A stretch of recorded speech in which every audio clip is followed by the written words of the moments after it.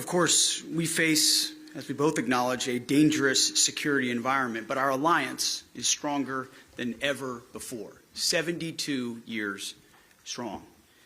And during the security consultative meeting, Minister An and I agreed to remain clear-eyed about the threats that we face. And that's why we have to continue, as we do every single day, as we saw at the DMZ with Korean and U.S. troops stand shoulder to shoulder working together. We need to increase our defense cooperation by taking a common sense approach that is grounded in realism, building on the strong leadership of our presidents, President Trump and President Lee. And President Trump wants allies to be strong. And the Republic of Korea is a model ally. Minister An and I discussed practical steps that we can take to modernize the alliance.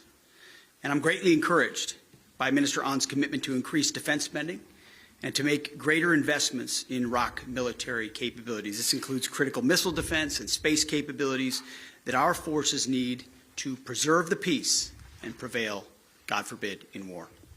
And Minister An and I also discussed strengthening our readiness by energizing our defense industrial cooperation across the alliance. For the first time in history, we agreed to demonstrate the ability to maintain and repair U.S. warships here in Korea. And doing this will harness this country's world-class shipbuilding capabilities. There was a reason why, and it was fitting that we went to the DMZ yesterday. It reminds you of the core of this alliance, that ultimately it's holding the line and protecting our ally from the DPRK is what we have been and continue to be oriented on.